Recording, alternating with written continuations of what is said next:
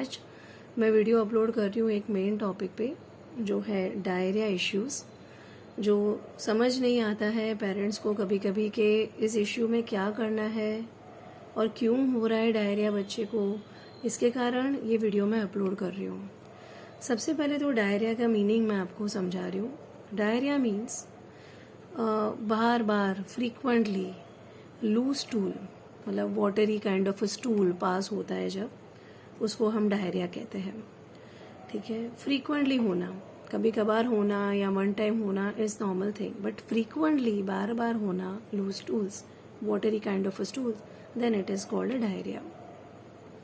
Now diarrhoea के time पे normally पेट में दुखना, आपकी तबीयत ठीक नहीं हो ऐसा आपको लगना, या फिर स्टोमैक इश्यूज होना, या फिर ऐसा लगना कि जैसे अब फीवर होने वाला है। कुछ लोगों को ये भी सिम्टम्स होता है कि उनको फीवर भी साथ में होता है, और साथ ही साथ कभी कभी ये भी लगता है कि अब पेट में ज़्यादा दुखेगा, रह नहीं पाएंगे, या फिर डिहाइड्रेशन हो जाएगा।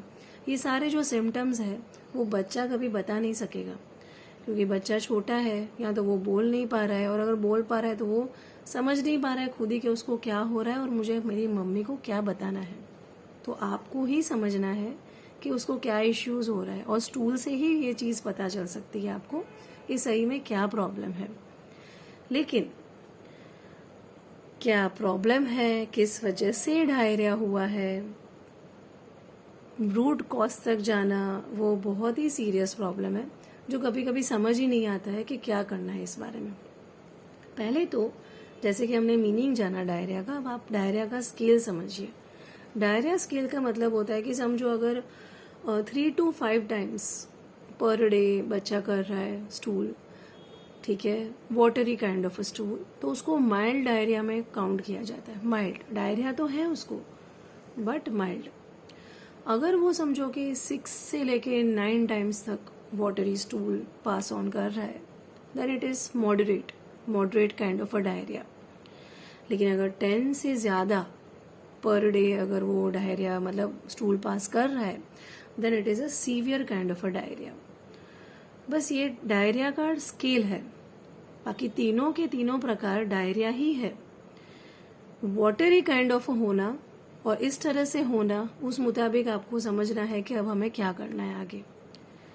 अब डायरिया के मैं कॉजेज आपको बताती हूँ। The first and the foremost cause जो है वो है लैक्टोज इंटॉलरेंस। लैक्टोज इंटॉलरेंस का पहले तो मैं मीनिंग समझाती हूँ आपको। लैक्टोज एक काइंड ऑफ शुगर है जो मिल्क में प्रेजेंट होता है।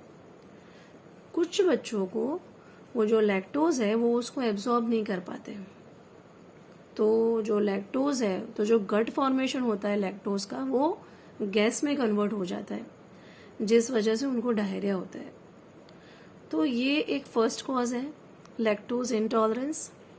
Secondly, cow's milk problem.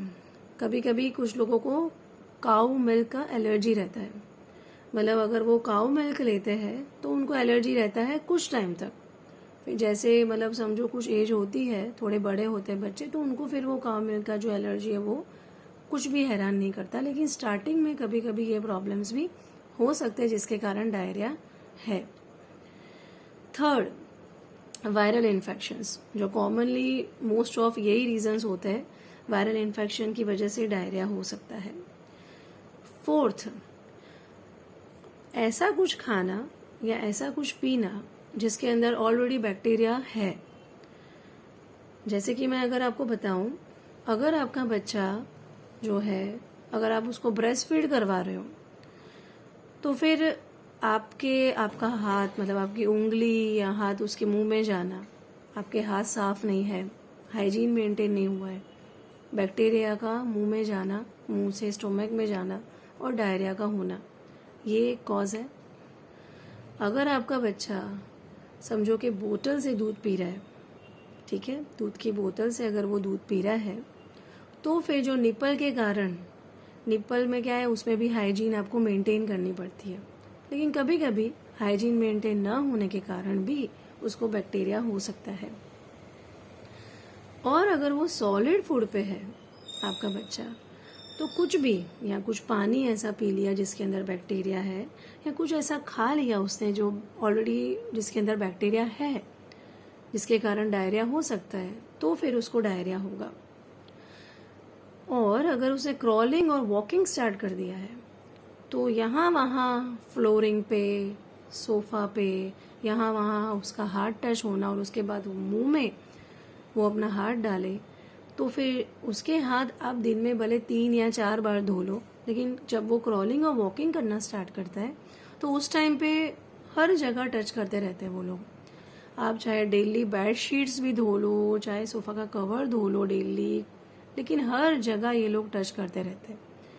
Wardrobe touch करेंगे। अब हर चीज़ तो डेली तो नहीं हो सकती आपसे साफ, तो वो यहाँ वहाँ टच करके फिर मुंह में उंगली डालेंगे अपनी, और इस वजह से बैक्टीरिया जो है वो उनके पेट में चला जाता है, जिसके कारण भी डायरिया हो सकता है। तो ये तो रीजंस है ही। इसके अलावा मैंने ये भी देखा है, कभी कभी आप समझो कि डाइट को चेंज कर रहे हो, अगर आपका जो बच्चा है वो ब्रेस्ट फीडिंग पे है, तो फिर अगर मदर अपनी डाइट को चेंज कर रही है, किसी कारण से उसने कुछ ऐसा खा लिया जो बच्चे को सूट नहीं कर रहा है, तो भी ये चीज़ हो सकती है। मदर के डाइट का तो असर होता ही है, लेकिन जब अगर बच्चा जो है वो सॉलिड फूड पे है, तो सॉलिड फूड पे अगर आपने कोई भी नई चीज़ ट्राई की, मतलब कुछ नया आइटम उसको खाने के लिए दिया और उसके कुछ ही टाइम बाद या 1-2 दिन में उसको डायरिया हुआ, तो वो एक फूड है जो शायद उसको उस टाइम के लिए सूट नहीं कर रहा है। दैट डजंट मीन कि वो हमेशा के लिए उसको सूट नहीं करेगा। मैंने देखा है कुछ लोग फिर हमेशा के लिए वो फूड को कैंसिल कर देते हैं। बच्चा छोटा है, कुछ टाइम के बाद वो फूड भी उसको सूट होगा। हमेशा के लिए कुछ चीज़ों को निगलेक्ट नहीं कर दो, लेकिन उस टाइम के लिए उसको स्टॉप करना वो ज़रूरी है, वरना डायरिया बढ़ जाएगा। ठीक है, तो सॉलिड अगर फूड वो ले रहा है आपका बच्चा, तो जो फूड आप दे रहे हो उसको, उसमें अगर आपने फूड में कुछ या डाइट में चेंजेस किया है, तो फिर डायरिया होने के चांसेस है। साथ में ये भी एक रीज़न है, आप फीडिंग करवा रहे हो और आपने फीडिंग स्टॉप कर दिया। फीड स्टॉप करवाना वो एक, मतलब स्लोली अगर आप ये प्रोसेस करो तो बहुत सही रहता है। कुछ लोग ऐसा करते, बस 6 मंथ्स हो गया फीड एकदम से स्टॉप करवा दो, 8 मंथ्स हो गए अचानक स्टॉप करवा दो। अचानक तो बिल्कुल पॉसिबल नहीं होगा, क्योंकि वो बच्चे की हेल्थ के लिए बहुत ख़राब है। उसको धीरे धीरे बाहर की मिल्क, मतलब जो डेयरी का मिल्क होता है, उसके ऊपर अगर आपको उसको लेना है तो उसके लिए उसको टाइम देना पड़ेगा। अब अचानक ऐसा सोचो कि नहीं एक ही दिन में हो जाएगा, तो वो पॉसिबल नहीं है। समझो कि आप 10 to 12 टाइम्स फीड करवा रहे हो ब्रेस्ट फीडिंग, और अगर आपको फीडिंग छुड़वाना है ब्रेस्ट फीडिंग, तो फिर आपको पहले 10 to 9 टाइम्स करना है। मतलब आपको 9 टाइम्स पे जाना है, और 1 टाइम आपको देना है डेयरी मिल्क, पेस्चराइज मिल्क, और फिर कुछ दिन के बाद 8 टाइम्स। मतलब जैसे जैसे आप अपना ब्रेस्ट फीडिंग कम करोगे, वैसे वैसे आपको जो पेस्चराइज मिल्क है, जो बाहर का दूध, उसको इंक्रीज करना है। ये आपको इस तरह से ध्यान रखना है। धीरे धीरे धीरे करके सूट हो जाएगा, लेकिन अचानक से भले आप 1 या 2 बार भी उसको स्टार्ट करोगे, भले पेस्चराइज मिल्क है, हमने हाइजीन मेंटेन की है, सब कुछ प्रॉपरली जा रहा है, लेकिन आपका मिल्क, मतलब ब्रेस्ट फीडिंग का जो ब्रेस्ट मिल्क होता है, वो और ये मिल्क में बहुत डिफरेंस रहता है। तो वो इजीली पच जाता है ब्रेस्ट मिल्क जो है, लेकिन इस मिल्क को पचने में, यानी डेयरी मिल्क को पचने में शायद बच्चे को तकलीफ हो, तो स्टार्टिंग में उसको डायरिया होने के चांसेस रहते हैं। कुछ डॉक्टर्स इसीलिए रिकमेंड करते हैं कि आप मतलब ऐसा पेस्चराइज मिल्क यूज़ करो जिसके अंदर, मतलब कहते हैं ना कि फैट कंजम्पशन कम हो, जो पचने में थोड़ा इजी रहे, डाइजेस्ट होने में थोड़ा इजी रहे बच्चे को। कुछ डॉक्टर ये रिकमेंड करते हैं। कुछ उसमें ये भी एडवाइस देते हैं कि आप उसमें 40% मिल्क 60% वाटर, इस तरह का रेशियो मेंटेन करके स्टार्ट करिए। धीरे धीरे अगर सूट हो रहा है तो 50 और 50 का रेशियो रखिए मिल्क और वाटर का। इस तरीके से चेंजेस डॉक्टर्स लाने के लिए आपको बोलेंगे। आप जिस तरह से डॉक्टर आपको सजेस्ट कर रहा है वैसे ही आप चलते रहिए। लेकिन ये सारे जो मैं आपको कॉजेज बता रही हूँ इनके ऊपर ध्यान देना। कभी कभी ऐसा होता है कि दवाइयाँ ले ली, ये डॉक्टर को बता दिया, उस डॉक्टर को बता दिया, लेकिन जो मेन रूट कॉज है वो आप फाइंड नहीं कर पा रहे। ये मैं आज इसलिए बता रही हूँ आपको क्योंकि मेरा जो खुद का बेबी है जो अभी 20 मंथ्स का है, कुछ टाइम पहले उसको अराउंड मैं बोल सकती हूँ शायद 3 मंथ्स डायरिया रहा था अंदाजे से, नॉट मतलब रेगुलरली, मतलब है फिर ठीक हुआ, है फिर ठीक हुआ, ऐसे चलता रहता था।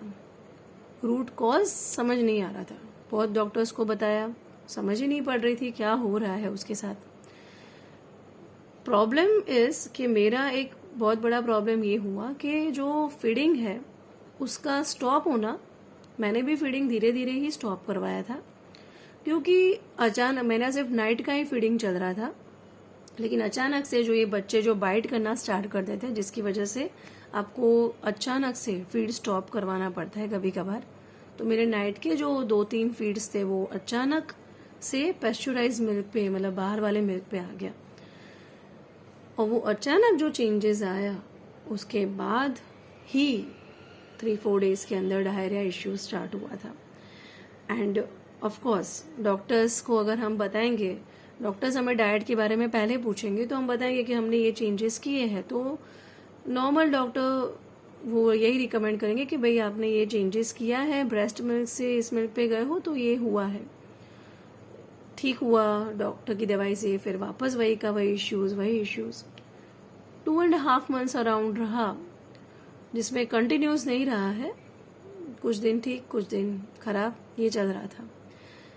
Finally I came to know because मेरा मतलब कभी मेरा अहमदाबाद जाना रहता है, कभी वापी जाना रहता है, तो जब भी मैं अहमदाबाद या वापी जाती हूँ तो उसको कोई इश्यूज नहीं रहता था डायरिया का। तो मैंने 1-2 बार ये नोटिस किया कि इस वजह से कोई प्रॉब्लम नहीं है, मतलब मिल्क का कोई इश्यू नहीं है, pasteurise milk Vapi, Ahmedabad, Baroda, everywhere is same. The main issue was water, पानी का रीज़न था जिसकी वजह से ये इश्यू बहुत चला। अब डॉक्टर की तो कोई गलती नहीं है, डॉक्टर ने डाइट का पूछा, हमने आंसर दे दिया, लेकिन मैं ये वीडियो इसलिए बता रही हूँ कि अगर आपका ठीक नहीं हो रहा है बच्चे को, तो ये जो सारे कॉजेज मैं बता रही हूँ इसके ऊपर भी आप ध्यान देना। मैंने उसी वक्त बॉटल, मतलब जो पानी जो ले चल रहा था हमारा, उसमें चेंजेस आए थे, फिल्टर बॉटल हम मंगवाते थे और उसी वक्त हमने जो नॉर्मल हमारे जो पानी आता है फ्लैट में उसको ऑन करवाया था, मतलब स्टार्ट करवाया था, जो उसको सूट नहीं कर रहा था। और वाटर का इश्यू होना और साथ ही साथ फीडिंग स्टॉप होना जो इस तरह से मिक्स हो गया कि सॉल्यूशन, मतलब जो रूट कॉज है उसको फाइंड करने में काफ़ी टाइम लग गया।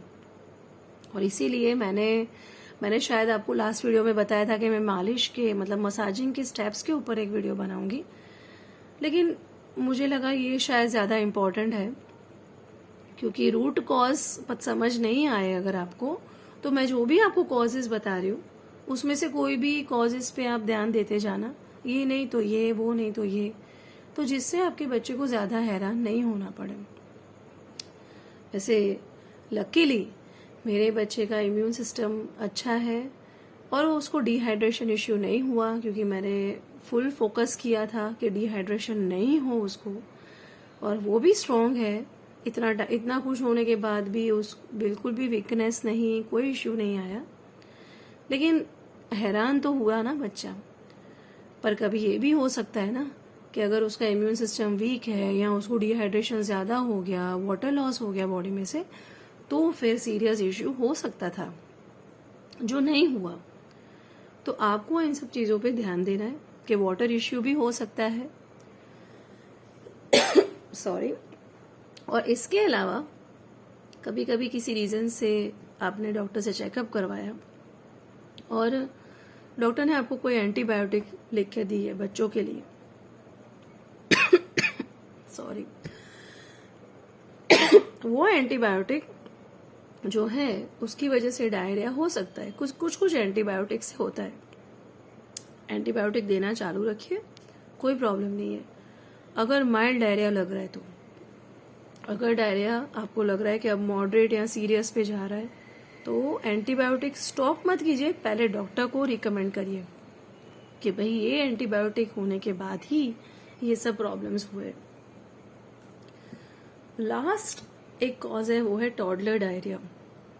टोडलर डायरिया जो है वो एक ऐसा है जिसमें ऐसा होता है कि जब बच्चा 1 साल का होता है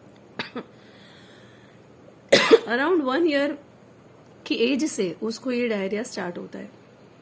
starting from 1 year of age it can move on to 3.5 और 4 years ऑफ एज। ये स्टार्ट होता है और अपने आप 3.5 या 4 years की एज पे चला भी जाता है। और ये इस हद तक होता है कि जो आपने डायपर भी पहनाया है उसमें से भी जो डायरिया मतलब जो स्टूल है, लिक्विड स्टूल, वो बाहर आ सकते हैं। इस तरह का वाटरी स्टूल रहता है। ये वाला जो कॉज है ये तब आएगा जब इसमें से कोई, जो मैंने आगे आपको जो भी कॉज बताए उसमें से कोई भी कॉज आपको फाइंड नहीं आ रहा है, देन इसके ऊपर फोकस करना जरूरी है। और ये एक ऐसा मतलब डायरिया का कॉज है, मतलब टोडलर डायरिया, जिसमें बच्चा वीक नहीं पड़ता, उसकी एक्टिविटी नॉर्मल रहती है, वो एक्टिव ही रहता है, मतलब उसके हाव भाव में आपको कोई चेंजेस नहीं लगेगा। बस 1 साल का हुआ और स्टार्ट हुआ, 3.5 4 years जैसे मैंने बोला वैसे स्टॉप हो जाएगा। बच्चे का एक्टिविटी पे कोई असर नहीं है, वो जैसा आपका बच्चा एक्टिव था वैसा ही है, उसको कोई प्रॉब्लम नहीं हो रहा है, वो ना वीक पड़ रहा है। तो फिर ये लास्ट एक कॉज है जिसके ऊपर ध्यान आप दे सकते हो। लेकिन जो भी मैंने कॉजेज आपको बताए ये मैं जस्ट आपकी इंफॉर्मेशन के लिए दे रही हूँ। आप जब डॉक्टर के पास जा रहे हो तो आपको इन सब में ये जो कॉजेज है उसमें से एक बार देखना है कि मैंने इसमें से कुछ चेंजेस किया है क्या। अगर किया है तो वो डॉक्टर को इन्फॉर्म करिए आप, तो डॉक्टर सही दवाइयाँ दे आपको, ठीक है। क्योंकि कभी वैसे तो देखो मेरे बच्चे को 2.5 months डायरिया रहा, फिर भी लकीली कुछ प्रॉब्लम नहीं हुआ। लेकिन डायरिया इतना भी सिंपल नहीं है, बहुत ज़्यादा अगर लूज टूज हो गए और अगर डिहाइड्रेशन बढ़ गया तो बच्चे को एडमिट करना पड़ेगा, वाटर लॉस हो जाएगा बॉडी में से, और कभी कभी ये चीज़ बहुत ज़्यादा सीरियस भी हो सकती है, ठीक है। तो मैं आप सभी को रिक्वेस्ट करती हूँ कि जो भी मैंने कॉजेज आपको बताया है वो एक बार देखिए उसको कि क्या क्या कॉजेज है, क्या मैंने इन सब चीज़ों में चेंजेस किया था। और प्लीज़ ये जो भी चेंजेस आपने किए हो, जो मैंने आपको कॉजेज बताए उसमें से, वो आप अपने डॉक्टर को इन्फॉर्म करिए, तो सही एकदम सही रूट कॉज आपको समझ में आएगा और डॉक्टर को भी समझ में आएगा, ताकि आपका जो बच्चा है उसको वही मेडिसिन मिले जिसका उसको प्रॉब्लम हो, ना कि कोई अलग मेडिसिन उसको दी जाए। मतलब मेडिसिन तो उसको डायरिया की दी जाएगी, लेकिन जैसे कि मैंने बताया मेरे बच्चे को पानी का इश्यू था, अब डायरिया स्टॉप करने के अलग अलग डॉक्टर से मैंने दवाइयाँ ली, लेकिन इश्यू तो पानी का था। तो ये अब मैं अगर डॉक्टर को पहले ही बता देती कि मैंने पानी चेंज किया था तो वो डायरिया स्टॉप कर दे, मैं पानी चेंज करती, कुछ भी प्रॉब्लम नहीं होता। लेकिन मैंने डॉक्टर को, मुझे ही नहीं पता था कि पानी का रीज़न था, इसलिए मैंने जो बस डायरिया है दवाइयाँ लो, स्टॉप हुआ, वापस स्टार्ट हुआ। तो डॉक्टर की भी कोई गलती नहीं है, हमें ही सारी चीज़ें उनके सामने प्रेजेंट करनी पड़ेगी, क्योंकि आपका बच्चा जो है वो अभी कुछ भी नहीं बोल सकता। इसलिए प्लीज़ मैं आपको रिक्वेस्ट कर रही हूँ कि जो भी मैंने कॉजेज़ बताए उसके ऊपर आप ध्यान देना, तो आपका बच्चा ज़्यादा हैरान नहीं होगा, ठीक है। Thank you.